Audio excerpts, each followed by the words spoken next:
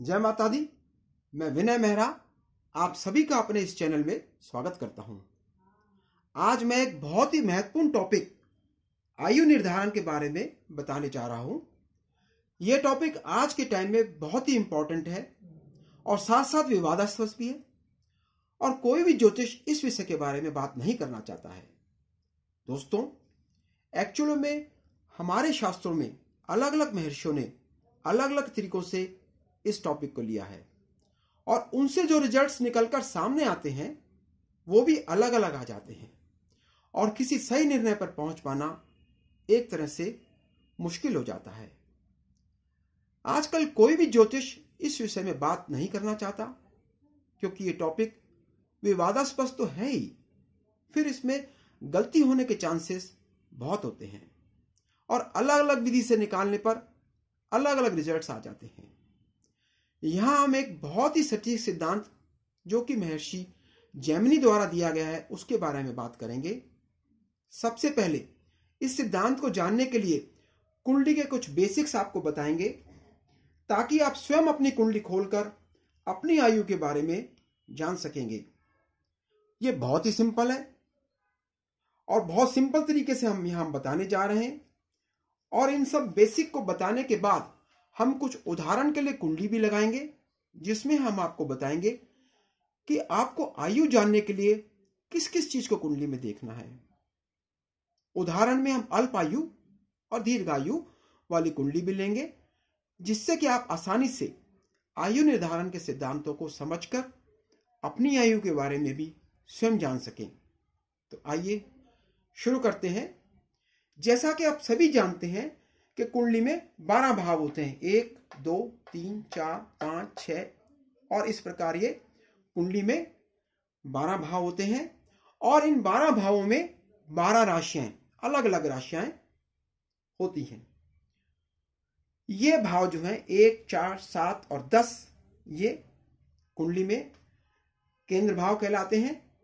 इसी प्रकार अगर हमें किसी ग्रह से देखना हो केंद्र भाव, मान लीजिए कि चंद्रमा यहां पर कुंडली में बैठा हुआ है और हमें चंद्रमा से केंद्र भाव देखना है तो हम क्या करेंगे, एक तो यही हो गया, चंद्रमा जहां बैठा है एक हो गया केंद्र, तो ये माना जाएगा और फिर इससे चौथा स्थान 1, 2, 3, 4 तो ये चंद्रमा से ये वाला स्थान जो है वो केंद्र माना जाएगा।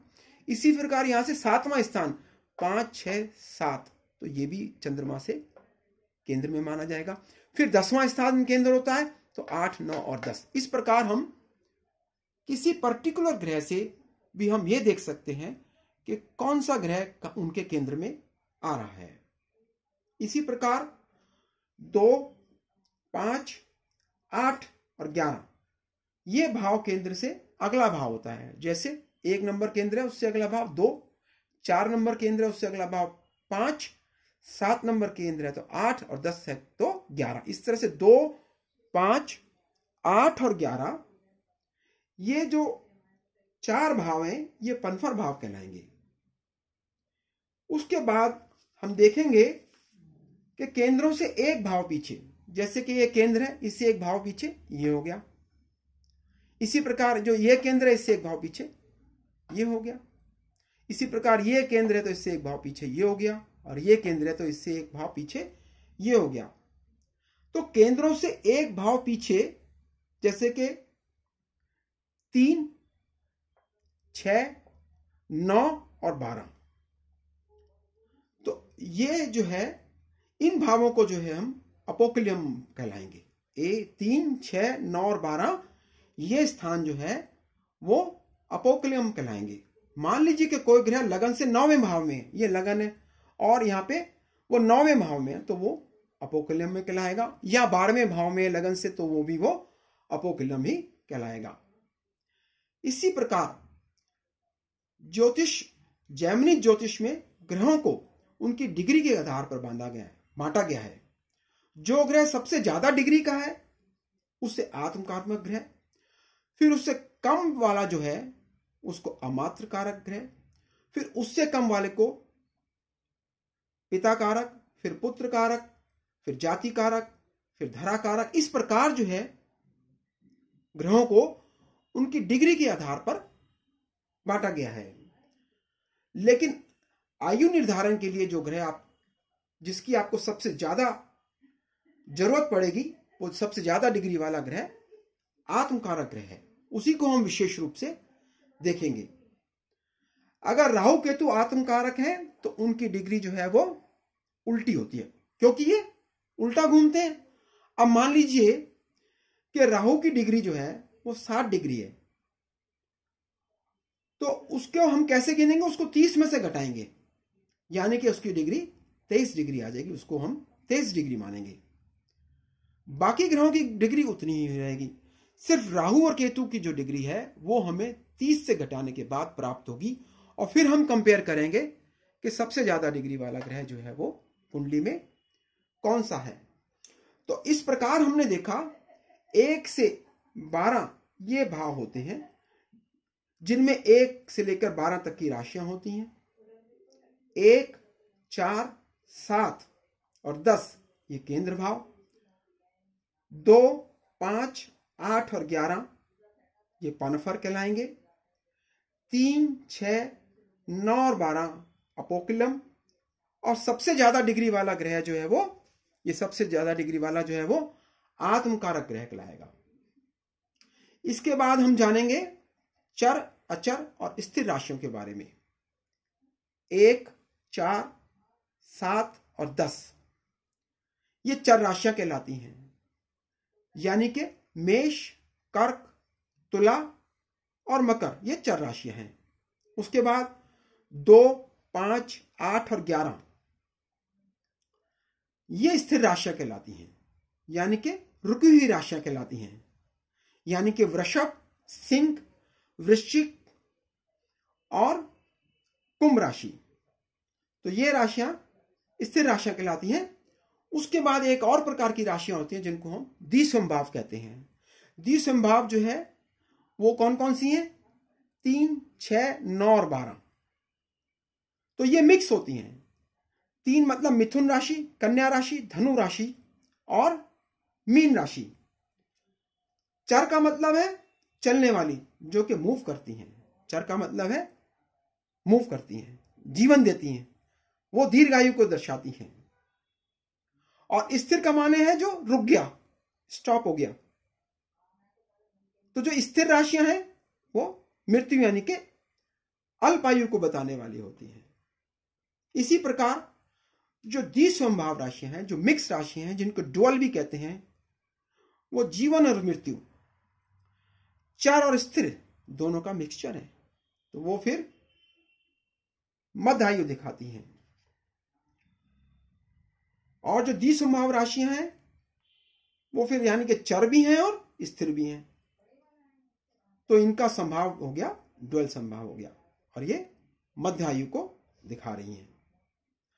तो ड्यूअल यानी कि मिथुन, कन्या, धनु और मीन ये मध्य आयु को दिखाती हैं। चलने वाली राशियां हैं मेष, कर्क, तुला और मकर, ये दीर्घायु को दिखाती हैं। अब हम ये देखेंगे कि इनको कुंडली पर कैसे अप्लाई करना है। तो दोस्तों अब हम वीडियो को आगे बढ़ाते हैं और जानेंगे कि आप किस प्रकार जो है आयु निर्धारण का डिसाइड कर सकते हैं। तो इसमें जो है आपको सबसे पहले लगन और होरा लगन देखना है कुंडली में। हर एक कुंडली में एक लगन चार्ट होता है और उसके साथ ही एक होरा लगन चार्ट भी होता है। हम आपको पहले ही बता चुके हैं चर राशियां क्या होती हैं, स्थिर राशियां क्या होती हैं, द्विसंभाव राशियां क्या होती हैं, ये सब हम आपको बेसिक्स में बता चुके हैं। केंद्र क्या होते हैं, पनफर क्या होते हैं, अमोलिकम क्या होते हैं। सबसे पहले जो है आपको लगन और होरा लगन में ये देखना है कि वहां पे कौन सी राशि है, चर है, स्थिर है, द्विसंभाव है, और उससे आप कुछ एक नतीजे पे पहुंचेंगे। मान लीजिए कि लगन में अगर चर राशि है और होरा लगन में भी चर राशि है तो रिजल्ट होगा चर, मतलब दीर्घायु। इसी प्रकार कॉम्बिनेशन ये भी हो सकता है कि एक में स्थिर हो, दूसरे में भी स्थिर हो, तो फिर उसका रिजल्ट आएगा स्थिर। स्थिर का मतलब है रुका हुआ, अल्पायु। तीसरा कॉम्बिनेशन लगन और होला लगन में देखते हुए यह भी हो सकता है कि एक में द्विसंभाव हो, दूसरे में भी द्विसंभाव हो, तो उसका रिजल्ट भी द्विसंभाव ही आएगा, यानी कि वहां से आप कंक्लूजन मध्य आयु का निकालेंगे। उसके अलावा और कॉम्बिनेशंस क्या हो सकते हैं लगन और होरा लगन को देखते हुए, कि मान लीजिए कि एक में चर राशि है, दूसरे में स्थिर राशि है, तो फिर रिजल्ट होगा द्विसंभाव यानी कि मध्य आयु। या मान लीजिए एक में चर है, दूसरे में द्विसंभाव है, तो फिर उसका रिजल्ट होगा स्थिर। स्थिर का मतलब है अल्पायु। या मान लीजिए एक में स्थिर है और दूसरे में द्विसंभाव है, उनका रिजल्ट होगा चर यानी कि दीर्घायु। तो ये सारे कॉम्बिनेशंस जो है हमने आपको बताए हैं, इनका आप स्क्रीनशॉट ले लीजिए, ताकि जिस समय आप इसको अपनी कुंडली में अप्लाई करेंगे तब आपको ये सारी इंफॉर्मेशन वहां पर काम में आएगी। तो सबसे पहले आप लगन और होरा लगन में देख के ये निश्चित करेंगे वो किन राशियों में है और उनसे कौन सी आयु निकल कर आ रही है। उसके बाद सेकंड मेथड में आप लग्नेश और अष्टमेश को देखेंगे, मतलब लगन के स्वामी को और अष्टम भाव के स्वामी को देखेंगे कि वो कुंडली में किस राशि में बैठे हुए हैं। इन्हीं कॉम्बिनेशंस में, चर में है, एक स्थिर में है, एक चर में है, एक द्विसंभाव में, कोई भी कॉम्बिनेशन हो सकता है, और आप उससे भी एक रिजल्ट पे पहुंचेंगे कि आयु अल्पायु आ रही है या मध्यायु आ रही है या दीर्घायु आ रही है। और तीसरा जो है, आप चंद्रमा और शनि को देखेंगे इस कुंडली में कि चंद्रमा किस राशि में है और शनि किस राशि में है। चंद्रमा देखिए सबसे फास्ट मूविंग ग्रह है और शनि जो है वो स्लोएस्ट मूविंग, सबसे स्लो मूव करने वाला है।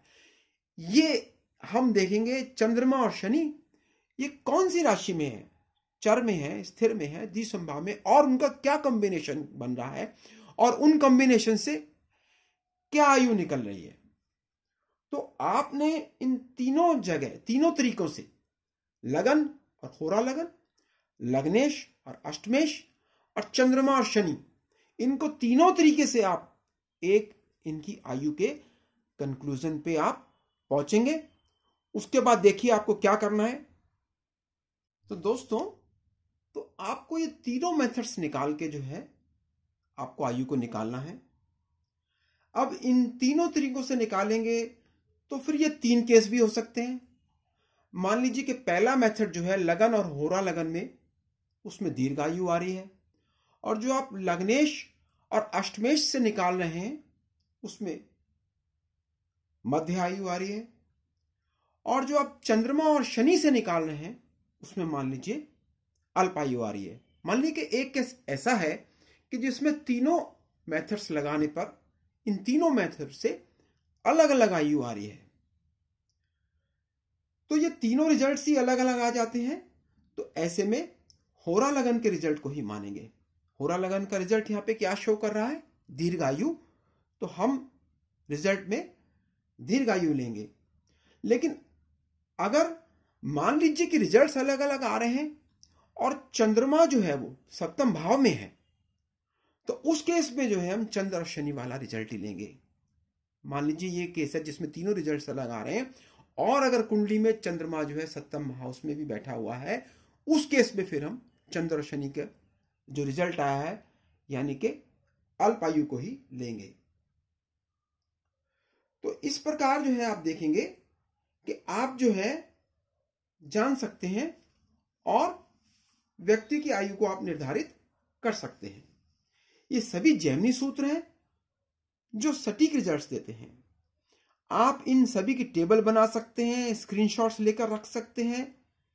आपको देखना है लगन और होरा लगन, लग्नेश और अष्टमेश, चंद्रमा और शनि, जैसा कि हमने आपको बताया है।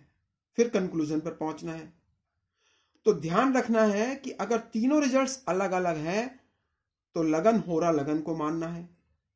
यदि चंद्रमा सप्तम में है तो फिर चंद्र शनि वाले रिजल्ट को मानना है। अगर इनमें 2 बार दीर्घायु आया और 1 बार अल्पायु आया तो फिर दीर्घायु को लेना है। और इसी प्रकार अगर 2 बार मध्य आयु आए और एक बार दीर्घायु आए तो मध्यायु को लेना है, और अगर 2 बार अल्पायु आए और एक बार दीर्घायु आए तो फिर अल्पायु को लेंगे। अगर तीनों बार दीर्घायु आए तो दीर्घायु ही लेना है, अगर तीनों बार अल्पायु आए तो अल्पायु को लेना है। लेकिन एक छोटा सा ट्विस्ट तब हो जाता है अगर मान लीजिए कि 2 बार मध्यायु आ जाए और एक बार अल्पायु, या ऐसा हो जाए कि 2 बार मध्य आ जाए और एक बार दीर्घायु आ जाए। तो इसमें पहले केस में आप क्या करेंगे, पहले केस में जो है फिर आपको मध्यायु लेना है, और दूसरे केस में आपको दीर्घायु। दीर्घायु का मतलब है जातक जो है वो 80 से 100 वर्ष तक जिएगा। अगर किसी का 2 बार अल्पायु आए तो उसकी आयु फिर कम होगी। दोस्तों, इसके अलावा कुछ और नियम भी हैं जो कि हमें देखने चाहिए। इनमें सबसे पहले है आत्मकारक ग्रह, यानी कि वो ग्रह जिसकी डिग्री सबसे ज्यादा होती है। सबसे पहले हम देखेंगे कि आत्मकारक ग्रह किस भाव में बैठा है। अगर आत्मकारक ग्रह केंद्र में मतलब 1, 4, 7 या 10 में बैठा है तो फिर दीर्घायु आएगी। अगर आत्मकारक ग्रह पनफर यानी कि 2, 5, 8, 11 में है तो मध्यायु। इसी प्रकार अगर आत्मकारक ग्रह अपोक्लिगम यानी कि 3, 6, 9, 12 में बैठा है तो वो फिर अल्पायु आएगी। तो अगर उधर से दीर्घायु और यहां से अल्पायु तो फिर मध्यायु होगी। इस तरह से जो है हम कैलकुलेट करेंगे। अगर आत्मकारक ग्रह 3, 7 या लगन में हो तो ये रिजल्ट्स को बदल देता है। मतलब कि अगर सब तरीकों से व्यक्ति की आयु दीर्घायु दिखा रहा है तो वो मध्यायु हो जाएगी, अगर दिखा रहा है मध्यायु तो दीर्घायु हो जाएगी, अगर दिखा रहा है अल्पायु तो मध्यायु हो जाएगी। खास तौर से यदि आत्मकारक ग्रह सप्तम में हो तो ये रिजल्ट्स को बदल देता है। अभी हम आगे जो है जो उदाहरण है वो आपको कुंडली में लगा के हम आपको इन सूत्रों को समझाएंगे। इसके साथ ही एक और नियम है कि लगन से अष्टमेश कहां पर पोस्टेड है, मतलब कि 8वें घर का स्वामी लगन से किस भाव में विराजमान है। अगर अष्टमेश लगन से केंद्र में है तो फिर दीर्घायु, पनफर में है तो मध्यायु, अपोकिलम में है तो अल्पायु। ठीक इसी प्रकार आत्मकारक ग्रह से भी अष्टमेश को देखेंगे कि वो कहां पर विराजमान है। अगर अष्टमेश आत्मकारक ग्रह से केंद्र में है तो दीर्घायु, पनफर में है तो मध्यायु, अपोकिलम में है तो फिर अल्पायु। इन सभी नियमों को आपको एक साथ ही अप्लाई करना है। जैसे कि किसी की अगर दीर्घायु आती है और आत्मकारक ग्रह लगन में बैठा है तो उसकी मध्यायु हो जाएगी। इसी प्रकार जब आत्मकारक ग्रह 7वें भाव में होता है तो रिजल्ट्स उलट जाते हैं। अगर आत्मकारक ग्रह 7वें भाव में है और अष्टमेश केंद्र में बैठा है तो अल्पायु, पनफर में है तो मध्यायु और अपोकिलम में है तो दीर्घायु हो जाएगी। ये सारे नियम महर्षि जैमिनी के सटीक रिजल्ट्स देने वाले सूत्र हैं। अब हम इन सूत्रों को उदाहरण लेकर समझाएंगे, स्टेप बाय स्टेप आप समझें। अगर कोई प्रॉब्लम है तो आप हमसे कमेंट बॉक्स में लिखकर पूछ सकते हैं। तो अब हम उदाहरण के लिए कुछ चार्ट डिस्कस करेंगे। इसमें जातक देख सकते हैं कि अगर अल्पायु रिजल्ट्स में आ रहा है और अष्टमेश या मार्का की दशा चल रही है तो वो महामृत्युंजय का पाठ कर सकते हैं, और अगर वो देवी को मानते हैं तो महाकाली का मंत्र जप कर सकते हैं, क्योंकि वो ही काल को कंट्रोल कर सकती हैं। सबसे पहले उदाहरण में हम स्वर्गीय प्रधानमंत्री श्रीमती इंदिरा गांधी की कुंडली के बारे में डिस्कस करेंगे। इसमें हम जैमिनी सूत्रों को उपयोग करके किसी नतीजे पर पहुंचेंगे। इनकी आयु 66 वर्ष रही, जो कि मध्य आयु कह सकते हैं। सबसे पहले हम लगन और होरा लगन को देखेंगे। यहां लगन जो है वो कर्क राशि यानी कि चर हो गया, चर राशि हो गई। और होरा लगन जो है वो द्विसंभाव में है, क्योंकि मीन राशि है। तो चर प्लस में द्विसंभाव, रिजल्ट आएगा स्थिर, यानी कि अल्पायु आ रही है। चर और स्थिर का रिजल्ट स्थिर आएगा, यानी कि अल्पायु। अब हम शनि और चंद्रमा को देखते हैं। यहां शनि जो है वो कर्क राशि में, यानी कि चर में है, और चंद्रमा जो है वो मकर राशि में है, वो भी चर में है। तो चर शनि चंद्र में आया, चर प्लस चर, यानी कि रिजल्ट आएगा चर। तो यहां से आई दीर्घायु। अब हम लग्नेश और अष्टमेश को देखते हैं। लग्नेश जो है यहां पर चंद्रमा है, वो चर राशि में है। अष्टमेश जो है यहां पे शनि है, तो वो भी चर राशि में है। तो चर प्लस चर आया दीर्घायु।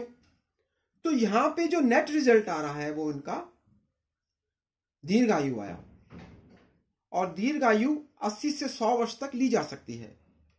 यहां जातक की दीर्घायु आ रही है और एक्चुअल में उनकी आयु मध्य आयु रही। तो ऐसा क्यों? इसको आप इस तरह से समझ सकते हैं। यहां पर क्योंकि चंद्रमा जो है वो सप्तम में है, तो हम इस केस में चंद्र शनि वाला रिजल्ट ही लेंगे। यहां पर चंद्र शनि जो है वो दीर्घायु दिखा रहे हैं, लेकिन फिर भी आप देखेंगे कि दीर्घायु जो है वो मध्य आयु हो गई। तो इसके भी कारण है। तो इसके क्या कारण हो सकते हैं? सबसे पहले हम ये जान लेते हैं कि इनकी कुंडली में आत्मकारमा ग्रह शनि है। शनि जो है वो आत्मकार का ग्रह है। शनि देव यहां लगन में विराजमान है, और ये पाप ग्रह मंगल और केतु से घिरे हुए हैं। एक तरफ मंगल है तो दूसरी तरफ केतु है। मंगल और केतु दोनों ही आयु के लिए अच्छे ग्रह नहीं है। दूसरी बात है, जैसा कि हमने पहले भी आपको बताया है कि अगर आत्मकारक ग्रह लगन में है तो फिर वो रिजल्ट को बदल भी देता है। जैसे कि अगर किसी की आयु दीर्घायु आ रही है तो वो उसको मध्यम आयु या अल्पायु भी बना देते हैं। और खास तौर से अगर वो 1, 3, 7 या 9 में हो, इन घरों में हो, तो यहां पर इसने जो है इसको दीर्घायु से मध्यायु कर दिया, क्योंकि यहां पर नेगेटिव इफेक्ट्स ज्यादा आ रहे हैं। इसके अलावा यहां लगन भी पाप कर्तारी योग में आ रहा है। देखिए आप, लगन के एक तरफ मंगल, एक तरफ केतु। अगर हम अगर हम आत्मकारक ग्रह से अष्टमेश को देखते हैं, अगर हम आत्मकारक ग्रह से अष्टमेश को देखते हैं, तो यहां पर शनि जो है वो खुद ही अष्टमेश होने के साथ साथ आत्मकारक ग्रह भी हैं। तो यहां एक बहुत ही इंपॉर्टेंट सूत्र आता है कि अगर अष्टमेश जो कि यहां पे शनि है और शनि यहां पर आत्मकारक ग्रह है, तो इंपॉर्टेंट सूत्र इस प्रकार है कि अगर अष्टमेश खुद ही आत्मकारक ग्रह है तो उस व्यक्ति की आयु मध्य होती है। तो अगर सब तरीके से निकलकर दीर्घायु आए या अल्पायु आए, लेकिन अगर अष्टमेशी आत्मकारक ग्रह होगा तो जातक की मध्य आयु ही होगी। तो यहां से फिर मध्य आयु आ रहा है।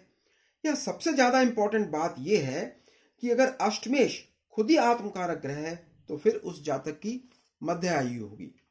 वैसे यदि आप लगन से अष्टमेश को देखें या फिर आत्मकारक ग्रह से अष्टमेश को देखें, तो यहां पर दोनों ही केंद्र में है, क्योंकि यहां अष्टमेश ही आत्मकारक ग्रह है। तो वैसे तो यह दीर्घायु दिखाता है, लेकिन क्योंकि जब अष्टमेश और आत्मकारक ग्रह सेम है तो फिर उस केस में मध्य आयु ही मानी जाएगी। तो दोस्तों, इस दूसरे उदाहरण में हमने अपने दिवंगत प्रधानमंत्री श्री राजीव गांधी जी की कुंडली ली है, जो कि मात्र 45 वर्ष की उम्र में स्वर्ग सिधार गए। आइए हम इस कुंडली में अपने बताए गए सूत्रों को लगाकर देखते हैं। यहां पर लगन जो है वो सिंह राशि है, यानी कि स्थिर राशि है, और होरा लगन भी जो है वो भी स्थिर राशि सिंह में ही है।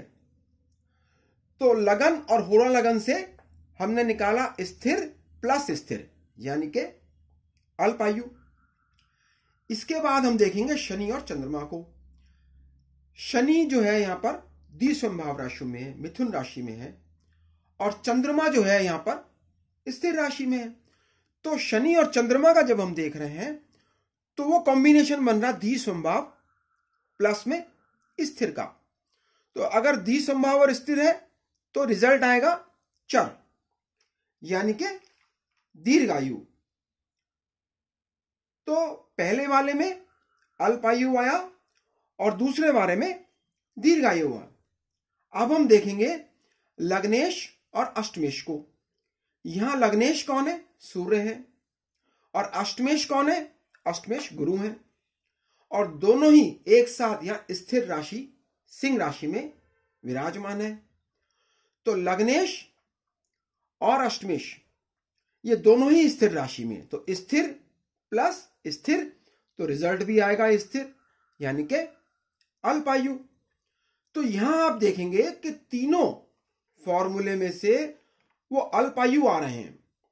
तो इसका मतलब हुआ कि जातक की अल्पायु आई, और अल्पायु जो है वो 40 से 50 के बीच में मान सकते हैं, और इनकी आयु जो है मात्र 45 वर्ष की रही।